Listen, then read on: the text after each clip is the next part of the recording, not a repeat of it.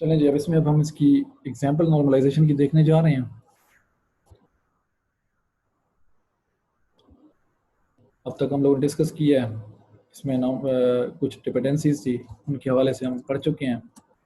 ये कुछ नंबर इसकी नॉर्मल फॉर्म्स थी 1 to 5 तक, ये हम लोगों ने इसमें डिस्कस किए हैं कौन कौन सी नॉर्मल फॉर्म्स हैं और उन नॉर्मल फॉर्म्स में हम किस तरीके से हम जो है वो उसको हम अचीव करते हैं, एक नॉर्मल फॉर्म से दूसरी नॉर्मल फॉर्म तक हम कैसे पहुंचते हैं, ये चीज़ हम लोगों ने इसमें डिस्कस की है।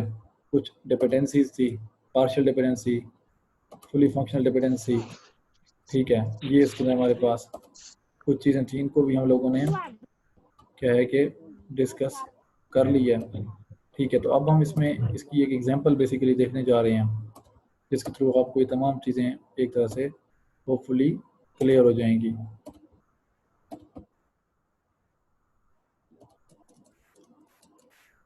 तो ये टेबल आप लोगों को बेसिकली यहाँ पे गिवन है, इसके अंदर कौन कौन से एट्रीब्यूट हैं, 3 इसके अंदर बेसिकली आपके पास एट्रीब्यूट्स आ रहे हैं, एक है कोर्स नंबर है, सेक्शन नंबर है और एक कोर्स नंबर है।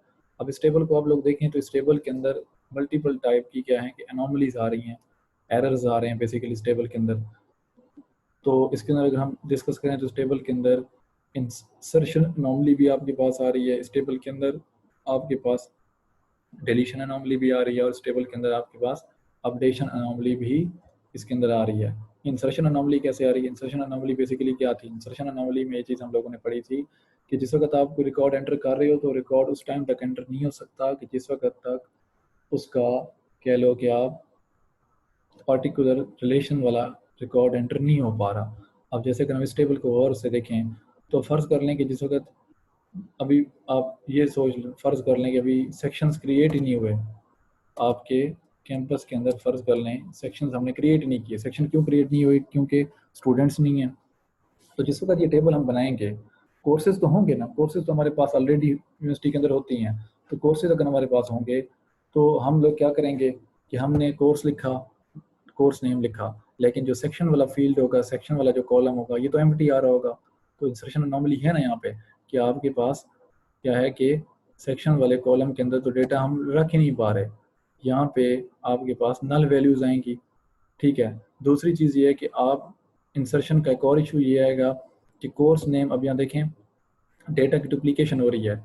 अब सेम कोर्स है, उसका मतलब आईडी भी आ रही है और उसका नाम भी बार बार हम लिख रहे हैं एक ही टेबल के अंदर, बार बार हम रिपीट कर रहे हैं, database design, database design, database design. यहाँ पर देखें आपके पास रिपीटिंग ग्रुप आ रहे हैं, ये बेसिकली आपके पास क्या है, रिपीटिंग ग्रुप है, जो सिमिलर डेटा है वो बार बार आपके पास क्या है कि रिपीट हो रहा है।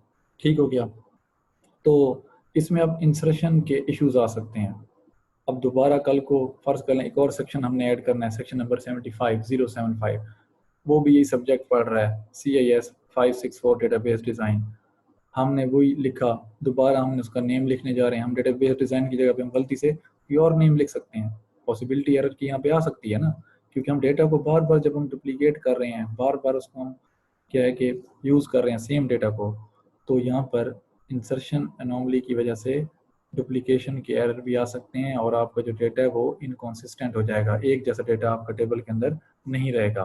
तो अब आप लोगों ने ये देखा, अपडेशन एनोमली भी यहाँ पे आ सकती है कि मुझे कहा जाता है कि भाई डेटाबेस डिज़ाइन का नाम गलत लिखा गया है, इसका नाम दुरुस्त किया जाए। तो अब डेटाबेस डिज़ाइन यहाँ पे 3 आ रहे हैं, मैं एक चेंज कर देता हूँ, 2 चेंज करना मैं भूल जाता हूँ। ठीक है, अब 2 सेक्शंस का कोर्स तो सेम पढ़ रहे हैं लेकिन दोनों के पास कोर्स का नेम डिफरेंट आ रहा है। अपडेशन अनोमली आ गई, मतलब अपडेशन का यहाँ पे एरर आ गया।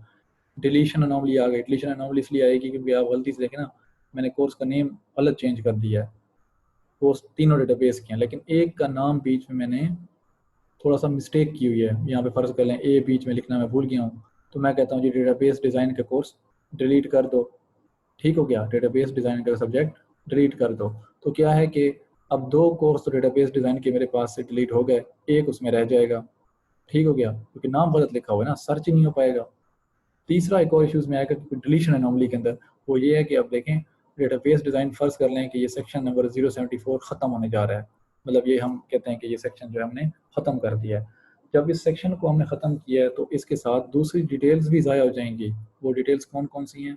कोर्स का नाम जो हमने स्टोर किया हुआ है ये भी हमारे पास से ज़ाया हो जाएगा और कोर्स कोड ये भी हमारे पास से ज़ाया हो जाएगा। हालांकि छोड़ के 2 सेक्शन जा रहा है, तो आपको पहले बताया था कि जब हम क्यूरी डिलीट की रन करते हैं तो पूरी की पूरी रो डिलीट हो जाती है। तो हमारे पास बाकी डेटा भी ज़ाया हो रहा है, क्योंकि हमने डेटा को बहुत ज़्यादा एक दूसरे के साथ इंटीग्रेट कर दिया है। अब देखें, हमने बेसिकली कोर्स का डेटा और सेक्शन का डेटा एक ही टेबल के अंदर हमने मर्ज कर दिया, तो ये यहाँ पे हमारे पास मिस्टेक है। जो एक्चुअल चीज़ होनी चाहिए थी वो ये होनी चाहिए थी कि इस टेबल को हम 2 टेबल्स में इसको हम ब्रेक डाउन कर सकते हैं। कोर्स का टेबल अलग होता और सेक्शन का टेबल हमारे पास अलग होता। फिर एक टेबल हम बनाते, उसके अंदर तीसरा टेबल की बात मैं कर रहा हूँ, एक हम तीसरा टेबल बनाते, उसके अंदर कोर्स कोड और सेक्शन नंबर, सिर्फ ये 2 कॉलम्स होते। तो इस तरह इनका आपस में क्या होता, रिलेशनशिप बन जाता, एनॉमलीज ये ख़त्म हो जानी थी। तो हमारे पास नॉर्मलाइजेशन बेसिकली यही चीज़ है, ब्रेक डाउन ऑफ टेबल्स है, और उन टेबल्स को फिर आपस में क्या है कि हम रिलेट कर देते हैं। अब ये है 1NF। 1NF की प्रॉब्लम्स आप लोगों ने यहाँ पर देख ली हैं, कौन कौन सी प्रॉब्लम्स इसके अंदर हमारे पास आ रही होती हैं। तो अब 2NF में हम आते हैं, बल्कि इससे पहले हम पार्शियल डिपेंडेंसी को फिर एक बार देख लें।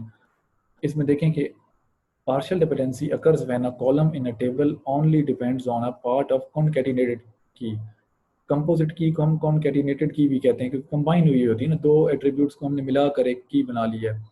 अब यहाँ पे देखें कि अब वो ये चीज़ एग्जांपल यहाँ दी हुई है। अब कोर्स का टेबल है, उसके अंदर फ़र्ज़ कर लें ये 3 एट्रीब्यूट्स हैं और 2 को हमने कह दिया कि ये हमारे पास की एट्रीब्यूट्स हैं, कोर्स नंबर और सेक्शन नंबर। ये दोनों मिला के क्या बना रहे हैं, आपके पास कंपोजिट की बना रहे हैं। अब सवाल क्वेश्चन ये है आपके पास कि कोर्स नेम की वैल्यू आपके पास कहाँ से आएगी। कोर्स नेम की जो वैल्यू है वो सेक्शन पे डिपेंड तो नहीं कर रही ना, सेक्शन नंबर पे आपकी कोर्स नेम की वैल्यू डिपेंड नहीं कर रही। कोर्स नेम की वैल्यू किस चीज़ पे डिपेंड कर रही है, कोर्स नंबर पे डिपेंड कर रही है। ठीक है, कोर्स कोड आपको अगर मालूम होगा then you can find out the value of the course name. तो ये चीज़ बेसिकली गलत है। जो चीज़ ठीक है वो क्या है, वो ये है कि कोर्स नेम की वैल्यू आपको कब मिलनी चाहिए, जिस वक्त आपके पास इन दोनों की वैल्यू होगी तब मिलनी चाहिए। ठीक हो गया। तो इस टेबल के अंदर अगर हम देखें, ये जो टेबल है, तो इस टेबल के अंदर पार्शियल डिपेंडेंसी भी आ रही है कि ये 2 की एट्रीब्यूट्स हैं और आपका जो कोर्स का नेम है वो पार्शियली डिपेंड कर रहा है, किसके ऊपर डिपेंड कर रहा है, कोर्स नंबर पे डिपेंड कर रहा है। ठीक हो गया। तो इसके अंदर क्या है कि पार्शियल डिपेंडेंसी भी आ रही है। ये टेबल 2NF में भी नहीं है, ये टेबल 1NF में भी नहीं है। तो मजीद इसको यहाँ उसने डिटेल से लिखा हुआ है कि course name only depends upon the course number. वही बात जो आपको बताइए, कोर्स नेम जो है वो कोर्स नंबर पे डिपेंड कर रहा है, not on the section number. It is partially dependent upon the primary की, ये पार्शली डिपेंड कर रहा है। तो हमें क्या चीज़ बेसिकली करनी है, हमें बेसिकली यहाँ पे फुली फंक्शनल डिपेंडेंसी क्या है कि यहाँ पे इंड्यूस करनी है। We have to induce the fully functional dependency among the attributes, कि हमारे जो एट्रीब्यूट्स हैं वो प्राइमरी की के ऊपर फुली फंक्शनल डिपेंडेंट हों। ठीक हो गया। A table is said to be in 2NF if it is in 1NF and has no partial dependencies। हमारा टेबल 2NF में उस वक्त ही होगा जिस वक्त उसके वो 1NF में होगा और उसके अंदर कोई पार्शियल डिपेंडेंसी नहीं होगी। बात समझ आ गई बच्चे कि 2NF में टेबल किस वक्त होगा, जिस वक्त उसके अंदर पार्शियल डिपेंडेंसी भी नहीं होगी और वो ऑलरेडी 1NF के अंदर मौजूद होगा। ठीक हो गया। तो कैसे हम 2NF को अचीव कर सकते हैं, तो वही चीज़ है, decomposition of problematic table into the smaller tables. ठीक है, रिमेंबर फॉरेन कीज, तो मतलब ये कि हम उस लार्जर टेबल को हम ब्रेक डाउन कर देंगे, जो आपको स्टार्ट में भी बात बताई थी, छोटे छोटे टेबल्स में, और उन टेबल्स को हम आपस में प्राइमरी और फॉरेन की के थ्रू उनको हम आपस में लिंक कर देंगे। ठीक हो गया। अब जैसे कि ये है, ये वही चीज़ जो हमने भी बताई थी आप लोगों को। अब हमने ब्रेक डाउन कर दिया है। अब ये लार्जर टेबल है, इसके अंदर आपके पास 3 कॉलम्स आ रहे हैं, 3 आपके पास एट्रीब्यूट्स हैं, उनकी नीचे रोज में वैल्यूज आ रही हैं। इसको हमने ब्रेक डाउन किया। क्यों ब्रेक डाउन किया, ताकि उसमें से हम पार्शियल डिपेंडेंसी को रिमूव कर सकें। तो ब्रेक डाउन हो गया, ये देखें कोर्स का टेबल अलग बन गया और ये ऑफर्ड कोर्स का टेबल अलग बन गया। अब यहाँ देखिए कोर्स के अंदर देखें यहाँ सिर्फ 2 कोर्स आ रहे हैं, CIS 564 और CIS 570। इसका नाम क्या है, डेटाबेस डिज़ाइन, और इसका नाम है ओरेकल फॉर्म्स। अब यहाँ देखें काम बहुत इजी हो गया। इजी ऐसे हो गया कि कोर्स नंबर के कॉलम है और एक सेक्शन नंबर कॉलम है, इजीली हमने इनको आपस में लिंक कर दिया। अब ये जो कोर्स कोड है ये इस सेक्शन को एलोकेट हुआ है, ये कोर्स कोड इस सेक्शन को एलोकेट हुआ हुआ है, ये वाला कोर्स कोड इस सेक्शन को एलोकेट हुआ हुआ है, ये वाला कोर्स कोड इस सेक्शन को एलोकेट हुआ हुआ है। तो अब यहाँ पे देखें हमारे पास अब यहाँ पे ना ही इंसर्शन अनोमली आ रही है, ना ही हमारे पास यहाँ पे डिलीशन है, और ना ही हमारे पास अपडेशन है। आप इसको चेक भी कर सकते हैं। अब यहाँ देखिए इस टेबल को आप देख लो कि अब यहाँ पे डेटाबेस डिज़ाइन का एक ही रो है, एक ही रो है। यहाँ पे अब हमें क्या है कि दोबारा डेटाबेस डिज़ाइन की रो ऐड करने का ज़रूरत नहीं पड़ती। अगर हमने अपडेशन करनी है तो एक ही इंस्टेंस है, तो यहाँ पे अपडेशन अनोमली भी नहीं आएगी। ठीक हो गया। यहाँ पे डिलीशन अनोमली भी नहीं आ सकती। अगर फ़र्ज़ करें कोर्स ख़त्म हमारे पास हो रहा है डेटाबेस डिज़ाइन का, तो ये सिर्फ रो ही डिलीट होगी। ठीक है, तो बाकी रो में इसके साथ बाकी डेटा तो उसके साथ लिंक ही नहीं है, तो वो तो ऑटोमेटिकली डिलीट हमारे पास से नहीं होगा। तो ये हमारे पास इसमें क्या है, काफ़ी इजी कंसेप्ट है इसके अंदर। ठीक हो गया। तो ये अब आपका टेबल जो है वो 2NF के अंदर आ चुका है। तो टेबल आपका बाज़ औक़ात ऐसा भी होता है कि डायरेक्टली भी 3NF में पहुंच सकते हैं। ज़रूरी नहीं है कि आपको 3NF तक जाना हो। ऐसा नहीं होता कि तमाम के तमाम टेबल जो हैं वो 3NF तक ही उनमें आपको नॉर्मलाइजेशन करनी पड़े। ऐसा भी हो सकता है कि फर्स्ट NF में आपने किया है टेबल को कन्वर्ट, ऑटोमेटिकली वो सेकंड NF में भी हो गया और 3NF में भी हो गया। जैसा कि आपके पास इस केस को अगर आप लोग देखें, तो इस केस में क्या है, यहाँ पे आपके पास अब कोई ट्रांसटिव डिपेंडेंसी भी नहीं है। ट्रांसटिव डिपेंडेंसी आपके पास यहाँ पर नहीं आ रही। आपके पास क्या है कि यहाँ पे ना ही पार्शियल डिपेंडेंसी है, ना ही आपके पास यहाँ पे ट्रांसटिव है। तो ये टेबल ऑलरेडी अब 3NF में हमारे पास आ चुका है। ठीक हो गया। तो कोई इसके अंदर इस तरह की हमारे पास एनोमलीज नहीं है, मॉडिफिकेशन एनोमलीज भी नहीं है हमारे पास। ठीक हो गया। अब यहाँ पे एक और टेबल की एग्जांपल है, ये है ट्रांसटिव डिपेंडेंसी के लिए उसने अब एक और टेबल हमने यहाँ पर इंट्रोड्यूस कराया है। इसमें ट्रांसटिव डिपेंडेंसी आपको समझाई जाएगी। तो लास्ट एग्जांपल ये वाली थी, इसमें हम हमने मज़ीद कोई नॉर्मलाइजेशन नहीं करनी, 2NF तक ही यहाँ पे हमने करनी है, क्योंकि इसमें अब हमें मज़ीद आगे डिपेंडेंसी नज़र नहीं आ रही। तो अब ये एक और टेबल है, इसमें स्टूडेंट आईडी है, सब्जेक्ट का कॉलम है और फीस का कॉलम है। यहीं से आप लोगों को देखते साथ ही आइडिया हो गया कि एक इस टेबल के अंदर एक से ज़्यादा एंटिटीज़ आपस में फिर से मर्ज हुई हुई हैं। कौन कौन सी? सब्जेक्ट और स्टूडेंट। सब्जेक्ट और स्टूडेंट का डेटा जो है एक ही टेबल के अंदर हमने मर्ज कर दिया है। अब सब्जेक्ट की फीस का लिंक स्टूडेंट के टेबल के अंदर नहीं बनता। ठीक हो गया। सब्जेक्ट की फीस का लिंक स्टूडेंट के टेबल के अंदर नहीं बनता। फीस का लिंक बेसिकली किसके साथ है? सब्जेक्ट के साथ लिंक है। तो ये सब्जेक्ट और फीस अलग टेबल में बेसिकली होने चाहिए। सब्जेक्ट का लिंक किसके साथ बन रहा है? स्टूडेंट के साथ बन रहा है। अब यहाँ पे ट्रांसिटिव डिपेंडेंसी आ रही है, यकीनन आ रही है। कैसे आ रही है? तो ऐसे पता चल रहा है कि सब्जेक्ट की अगर आपको वैल्यू मालूम होगी, इस टेबल की अगर हम बात करें, तो आपको यहाँ पर उसकी फीस भी फ़ौरन पता लग सकती है।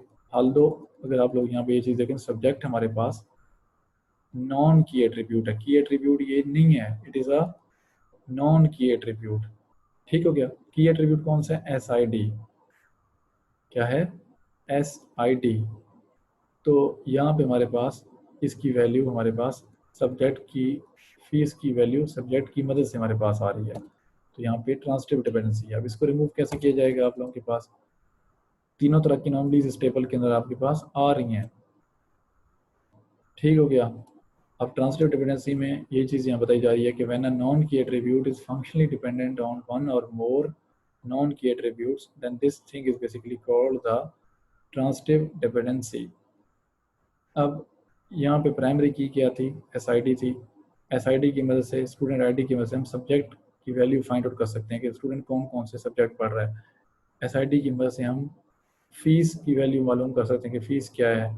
सब्जेक्ट की मदद से भी हम फीस मालूम कर सकते हैं। सब्जेक्ट आल्दो क्या है? एक नॉन की एट्रीब्यूट है। A table is said to be in 3NF if it is already in 2NF and has no transitive dependency। तो टेबल 3NF में कब होगा? ये उस वक्त 3NF में होगा जिस वक्त वो ऑलरेडी 2NF में है और उसके अंदर कोई ट्रांसिटिव डिपेंडेंसी नहीं है। ठीक है। Besides SID, fee is also dependent on subject which is a non key attribute। तो फी जो है सब्जेक्ट पे डिपेंड कर रही है। तो आपको ऑलरेडी बता चुका हूँ ये चीज़ कि ये नॉन की एट्रीब्यूट है, इसलिए ये ट्रांसिटिव डिपेंडेंसी यहाँ पे है हमारे पास। तो कैसे रिजॉल्व करेंगे? वही चीज़ है सिंपल सी कि इसको आप लोगों ने ब्रेक डाउन करना है। ब्रेक डाउन लार्जर टेबल था ये वाला, इसको हमने ब्रेक डाउन कर दिया इस तरह से। ये अब छोटे छोटे टेबल्स में, 2 टेबल्स में ब्रेक डाउन हो गया, एक स्टूडेंट और सब्जेक्ट का टेबल बन गया और एक सब्जेक्ट का टेबल बन गया अलग से। तो अब यहाँ देखें, अब हमें स्टूडेंट टेबल क्या बता रहा है कि कौन सा स्टूडेंट कौन सा सब्जेक्ट पढ़ रहा है। बस स्टूडेंट आईडी 101 पढ़ रहा है, ओरेकल 102 ओरेकल पढ़ रहा है, 103 DB2 पढ़ रहा है, 104 DB2 पढ़ रहा है, 105 सिस्पेस पढ़ रहा है। इस तरीके से अब इसके अंदर देखें कि सब्जेक्ट की जो वैल्यू है वो फुली डिपेंडेंट है किसके ऊपर, SID के ऊपर। यहाँ पे पार्शियली डिपेंडेंसी भी नहीं है, यहाँ पर हमारे पास ट्रांसिटिव डिपेंडेंसी भी नहीं है। दूसरे टेबल की अगर हम बात करें सब्जेक्ट फीस के टेबल की, तो यहाँ पे भी हमारे पास आप लोग देख सकते हैं कि सब्जेक्ट गिवन है और उनकी फ़ीस गिवन है। अब ये फ़ीस जो है ये क्या है कि और सब्जेक्ट इनके दरमियान कोई पार्शियल और कोई ट्रांसिटिव डिपेंडेंसी आपके पास यहाँ पर नहीं है। तो ये हमारे पास बेसिकली एग्जाम्पल थी। तो आज के लिए हम इतना इसको डिस्कस करते हैं। नेक्स्ट लेक्चर में हम इसको डिस्कस करेंगे रिपीटिंग ग्रुप के हवाले से। रिपीटिंग ग्रुप की एग्जांपल आप लोगों को यहाँ पे गिवन है, उसको हम देखेंगे। तो ये 2 एग्जांपल्स हम लोगों ने डिस्कस की हैं। मज़ीद भी नेक्स्ट लेक्चर में इसकी एग्जांपल्स की जाएंगी ताकि इसको हम मज़ीद इसको क्लियर कर सकें।